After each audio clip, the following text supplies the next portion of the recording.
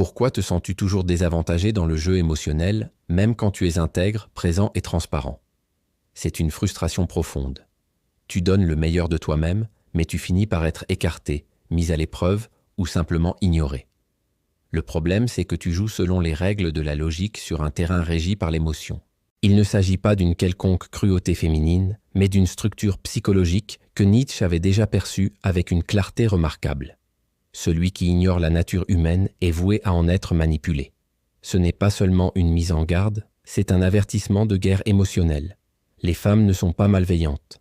Elles opèrent sous des codes ancestraux, souvent invisibles même pour elles-mêmes. Nietzsche ne méprisait pas les femmes par misogynie, mais voyait avec lucidité ce que beaucoup d'hommes refusent encore de reconnaître, qu'elles ne désirent souvent pas la vérité brute, mais la sensation de stabilité, même si cette stabilité est bâtie sur des illusions soigneusement orchestrées. Et c'est précisément ce besoin inconscient de se sentir en sécurité, désiré et en contrôle, qui crée des dynamiques émotionnelles qui, si elles ne sont pas comprises, détruisent les hommes de l'intérieur. Comprendre les subtilités féminines n'est pas une question de manipulation, c'est une question de survie émotionnelle. Il s'agit de cesser d'être la victime de cycles invisibles pour devenir un stratège. Tu ne peux pas continuer à donner ce qu'elle veut sans savoir ce dont elle a besoin. Tu ne peux pas continuer à réagir à ce qu'elle dit sans percevoir ce qui se cache derrière le geste. Ce texte ne fera pas de toi un séducteur, mais quelqu'un qui comprend enfin le jeu. Nous allons révéler les vulnérabilités cachées, non pour les attaquer, mais pour te protéger toi-même. À partir de maintenant, le jeu change et le pouvoir commence par celui qui voit le premier. L'insatiable quête de validation, le miroir de l'existence. Il y a un détail subtil que la plupart des hommes ne perçoivent pas. Peu importe à quel point elle affirme que tout va bien, qu'elle ne se soucie pas de l'opinion des autres, qu'elle s'habille pour elle-même ou qu'elle n'a pas besoin de validation externe. Observe attentivement chaque like qu'elle reçoit, chaque éloge déguisé en commentaire innocent, chaque regard d'approbation ressenti en public, active en elle un circuit émotionnel bien plus profond qu'il n'y paraît. Nietzsche appelait cela la volonté de puissance manifestée sous sa forme la plus primitive, la dépendance à la reconnaissance d'autrui. La femme ne se voit pas telle qu'elle est, mais telle qu'elle est perçue. Elle se projette dans le reflet du regard extérieur et y cherche un sens à son existence. Il ne s'agit pas seulement de vanité, il s'agit de survie émotionnelle. Pendant des millénaires, les femmes ont eu besoin d'être acceptées par le groupe pour garantir leur protection. Être rejetée par la tribu était une sentence de mort. Cette peur ancestrale vit encore en elles, non plus sous forme de loup ou d'exil, mais sous forme de dévalorisation sociale. C'est pourquoi l'opinion de l'ami pèse souvent plus que la propre intuition. C'est pourquoi un commentaire négatif peut déstabiliser l'humeur de toute une journée. Et c'est pourquoi le silence masculin peut être interprété comme du mépris. Nietzsche a écrit que l'homme cherche un sens, mais la femme cherche un reflet. Et si tu comprends cette quête, tu cesses de donner des reflets vides. Tu cesses d'offrir une approbation continue car tu sais que chaque goutte de validation offerte sans effort se transforme en dépendance émotionnelle envers toi. Lorsque ta validation devient rare, quelque chose change. Elle se met en mouvement. Elle tente, elle te voit comme un miroir de valeur, non comme un reflet gratuit. Et dans ce mouvement silencieux naît une inversion des forces. Le regard qui te jugeait auparavant te cherche désormais, car ta rareté est devenue présence et ta présence pouvoir. Le drame comme besoin essentiel, la danse du chaos. Il y a des moments où tout semble en harmonie. Le silence entre vous est léger, les conversations coulent, les regards se croisent naturellement, mais alors, sans avertissement, elles se referment, créent une distance, initient un conflit pour quelque chose qui semblait insignifiant. L'homme rationnel cherche des explications logiques, tente de comprendre où il s'est trompé, recourt au dialogue comme s'il tentait de résoudre une équation émotionnelle. Et c'est là que l'abîme se creuse. L'erreur ne réside pas dans le manque d'arguments, mais dans l'incompréhension d'un principe vital. Pour beaucoup de femmes, la paix émotionnelle n'est pas un paradis, c'est une prison déguisée en confort. Nietzsche, observant l'âme féminine, a écrit que la femme est plus guerrière émotionnelle que l'homme, non parce qu'elle aime le chaos, mais parce que l'intensité est pour elle une façon de se sentir vivante. Le calme l'ennuie, l'équilibre la réduit au silence. L'absence de haut et de bas la déconnecte d'elle-même. Elle a besoin du mouvement émotionnel comme le corps a besoin d'air. Et en l'absence de ce mouvement, elle le provoque, non par méchanceté, mais par nécessité existentielle. Le drame, alors, n'est pas un accident, c'est la scène où elle revit la sensation d'être en vie. Et lorsque l'homme essaie d'apaiser, de corriger ou de fuir la tempête, il éteint involontairement les feux de la rampe du spectacle qu'elle a inconsciemment besoin de représenter. La réponse ne réside pas dans la fuite, mais dans la présence ferme au cœur de la tempête. Lorsque tu maîtrises l'intensité sans t'y perdre, tu deviens le pilier au cœur de l'ouragan. Au lieu de te défendre ou de reculer, tu maintiens ta propre force sans te briser. Et c'est là qu'elle le reconnaît non comme un adversaire, mais comme un pilier, car la femme qui exprime ses émotions ne cherche pas la soumission. Elle aspire à une présence inébranlable, le paradoxe du choix, intensité contre stabilité. Il n'est pas rare de voir l'homme ardent être délaissé, tandis qu'un individu plus prévisible, routinier, presque monotone, occupe la place qui semblait promise à la passion. La douleur d'être supplanté par quelqu'un sans éclat est profonde, mais presque toujours mal interprétée. L'erreur réside dans l'idée que le choix féminin suit le chemin de l'intensité émotionnelle. En réalité, quelque chose de plus subtil, presque tragique, guide ce mouvement. Kierkegaard appelait cela l'angoisse de la possibilité, ce vertige existentiel qui surgit face à l'inconnu. Et c'est précisément ce vertige qui, pour de nombreuses femmes, se transforme en peur. Elle peut désirer l'homme qui la fait rire, qui la défie, qui l'émeut profondément. Elle peut se sentir vivante à ses côtés, fascinée par l'intensité de sa présence. Mais lorsqu'il s'agit de bâtir, de projeter la stabilité, une part d'elle-même réclame la prévisibilité. La même femme qui cherche l'aventure en secret recherche la sécurité comme choix. L'intensité l'attire, mais la stabilité l'apaise. Et entre l'excitation et le contrôle, elle choisit souvent le second, non par lâcheté, mais par autoprotection. L'homme intense se frustre alors, tente de s'adapter, diminue son éclat pour rentrer dans le cadre de la prévisibilité, mais en faisant cela, il perd son essence et paradoxalement aussi son désir pour elle. Ce qui l'attirait s'éteint. La réponse n'est pas de rivaliser avec la stabilité, mais de devenir le point d'excitation au sein d'une structure solide. Être imprévisible sans être instable, être libre sans être chaotique, être passion sans être désordre. Lorsque l'homme apprend à habiter ce paradoxe, il cesse d'être un choix difficile pour devenir une présence inévitable, non par la logique de la sécurité, mais par le magnétisme de l'équilibre entre intensité et solidité. Les armes invisibles, la guerre silencieuse. Toutes les guerres ne se livrent pas avec des cris ou des confrontations directes. De nombreuses batailles se déroulent en silence, entre éloges et gestes qui, à première vue, paraissent bienveillants, mais qui portent des intentions dissimulées. Nietzsche avait une compréhension rare de cet art. Il observait que les hommes attaquaient avec des épées, mais les femmes avec des gestes. Et dans ce royaume de sourires polis et de phrases apparemment innocentes, réside l'une des faiblesses féminines les plus sophistiquées. La manipulation indirecte, presque imperceptible, mais profondément efficace. La compétition entre femmes se déroule rarement sur un terrain visible. Elle est menée avec des armes invisibles où un éloge peut être un poison et un conseil, un piège. Lorsqu'une femme loue la beauté de son amie, mais chuchote ensuite que cette robe ne met pas son corps en valeur, elle n'est pas gentille, elle sème le doute. Quand elle encourage l'autre à se rapprocher d'un homme, mais remet préalablement en question le caractère de cette femme, ce n'est pas de la solidarité, c'est une stratégie. Et bien que ce jeu semble restreint au monde féminin, il touche inévitablement l'homme au centre de ces disputes silencieuses. La manipulation dans ce contexte se retourne contre lui lorsqu'il réagit à la surface, lorsqu'il croit ce qu'il entend sans percevoir ce qui est insinué entre les lignes, lorsqu'il répond à ce qui est dit, mais ignore les schémas répétitifs. La femme qui maîtrise cet art ne crie pas, elle insinue. Elle ne défend pas mais oriente, elle n'accuse pas mais sème des incertitudes. Et c'est dans ce jeu que beaucoup d'hommes se perdent, croyant être en contrôle alors qu'ils ont déjà été déplacés du centre de leur propre récit. La véritable protection naît d'une perception raffinée, de voir au-delà du geste, d'écouter au-delà de la parole, de percevoir que souvent le champ de bataille n'est pas dans ce qui est dit, mais dans ce qui est sous-entendu. Et dans cette guerre silencieuse, le pouvoir appartient à celui qui ne réagit pas, mais qui voit. La chimie de l'attachement, le lien invisible. Toute connexion physique n'est pas uniquement physique. L'homme souvent se livre au moment comme celui qui expérimente plaisir et présence, sans nécessairement créer de lien au-delà de la chair. Mais la femme, même quand elle ne le dit pas, même quand elle croit simplement en profiter, vit cet instant avec une autre structure émotionnelle. Nietzsche, en étudiant les impulsions humaines les plus primitives, a révélé une des clés les plus négligées par les hommes, la projection du féminin éternel. Pour la femme, le partenaire sexuel n'est pas seulement un corps.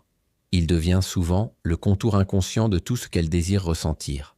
Durant le paroxysme de l'intimité, le cerveau féminin libère de l'ocytocine, une hormone ancestrale façonnée pour créer du lien, pour générer la confiance, pour protéger ce lien qui, à des époques antérieures, signifiait la survie des enfants.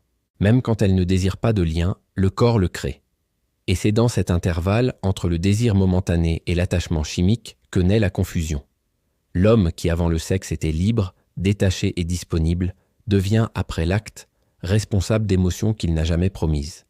Le problème survient quand il change, quand il s'éloigne brusquement, quand il cesse d'être ce qu'il était auparavant. Cette rupture de cohérence n'est pas lue uniquement comme un rejet, elle est interprétée comme une trahison émotionnelle. La femme ressent, bien que silencieusement, que quelque chose lui a été ôté et la distance se transforme en manque, le silence comme monnaie, le vide comme scène. La solution ne réside ni dans la soumission à l'attachement, ni dans la fuite pour préserver la liberté. Elle se trouve dans une cohérence émotionnelle inébranlable, une clarté préalable, une fermeté durant et une intégrité après.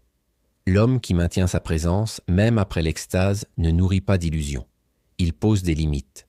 Et dans ces balises, Léa perçoit une rareté, un homme qui ne ment pas avec son corps, ni ne promet par son mutisme. L'hypergamie, l'instinct de la sélection. Il y a des instants où Julien se demande pourquoi, malgré sa loyauté, sa disponibilité, son attention, Léa choisit quelqu'un qui était absent ou distant. La réponse ne réside pas dans la bonté ou le dévouement, mais dans une programmation ancestrale qui façonne le désir féminin. Nietzsche, avec sa volonté de puissance appliquée à la sélection sexuelle, saisit ce mécanisme. Les femmes optent pour le partenaire qui exhibe les signaux les plus probants de survie et d'ascendance. C'est pourquoi elle ignore celui qui l'a soutenu dans les moments difficiles, mais se rapproche dès qu'elle perçoit qu'il a gravi l'échelle sociale. L'homme, hier invisible, devient une possibilité aujourd'hui, uniquement parce qu'il brille désormais aux yeux des autres.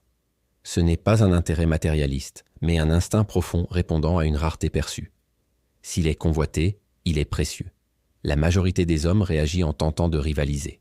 Ils cherchent à prouver qu'ils possèdent davantage, qu'ils sont supérieurs, qu'ils méritent plus d'attention.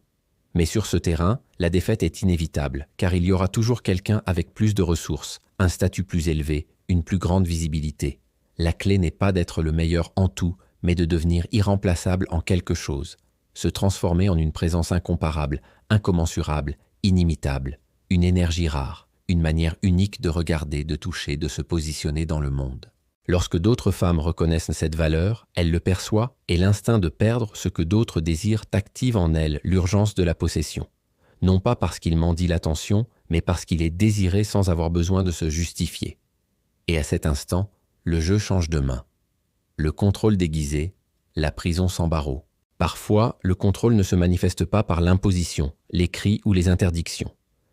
Il se cache sous l'apparence de l'attention, de phrases en apparence douces, de questions subtiles qui instillent la culpabilité sans élever la voix. Nietzsche, en étudiant les mécanismes invisibles du pouvoir, décrivit ce phénomène comme la morale d'esclave, une prison sans barreaux, où le sujet se surveille même en l'absence de regard extérieur.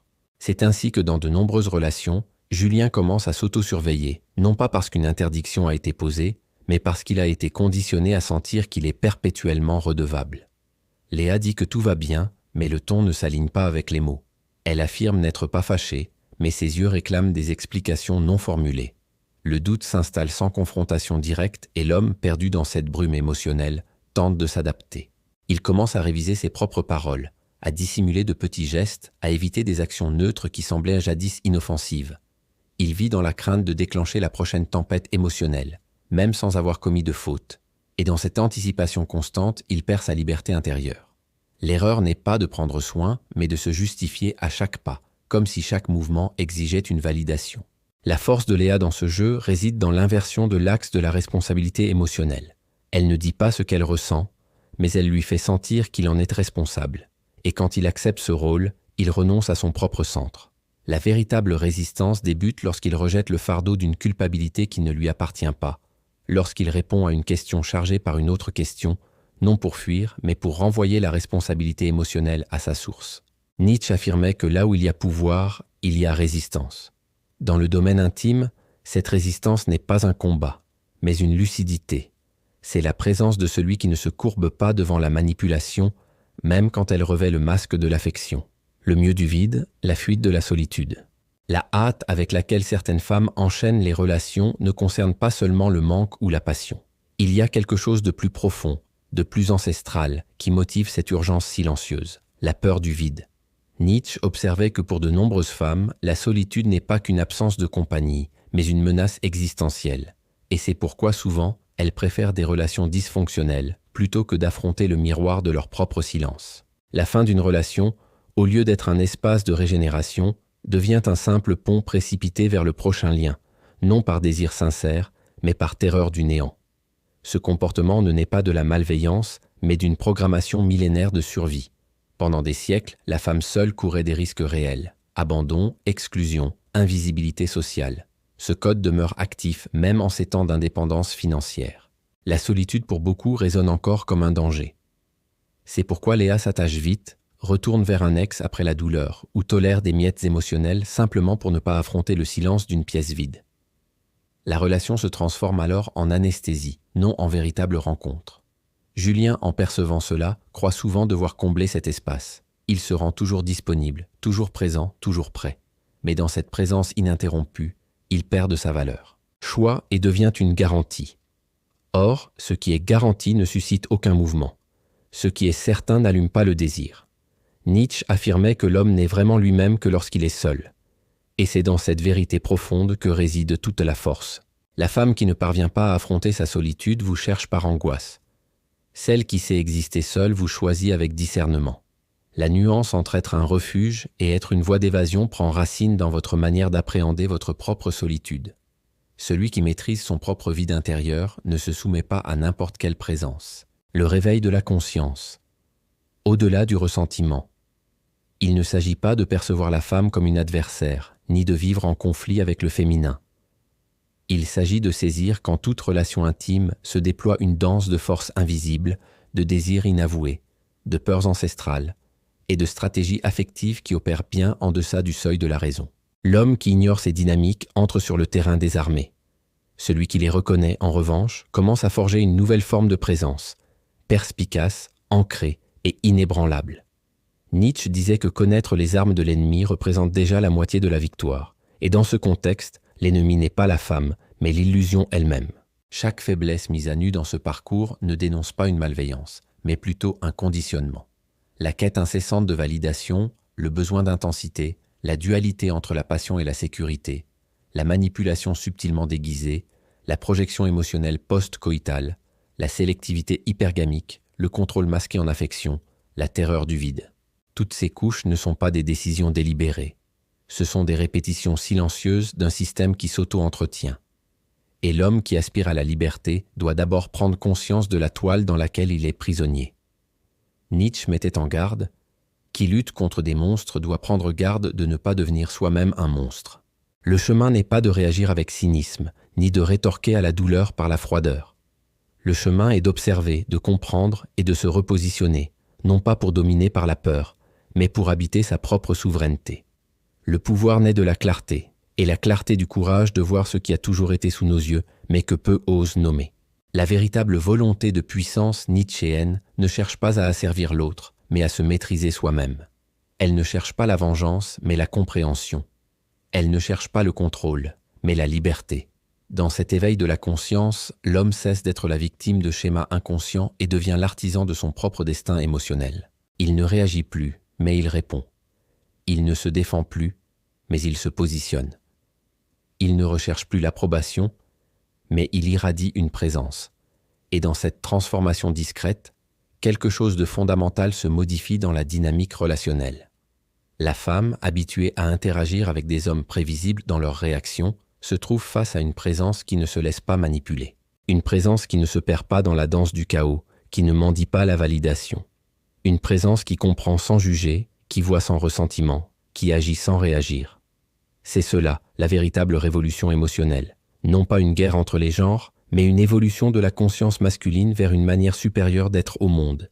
Une présence qui ne craint pas la solitude, qui ne dépend pas de l'assentiment d'autrui, qui ne s'égare pas dans les jeux émotionnels des autres. Que ton esprit demeure lucide, que la vérité continue d'être ton épée, et que la sagesse soit ton bouclier dans cette danse éternelle du pouvoir et de la compréhension humaine.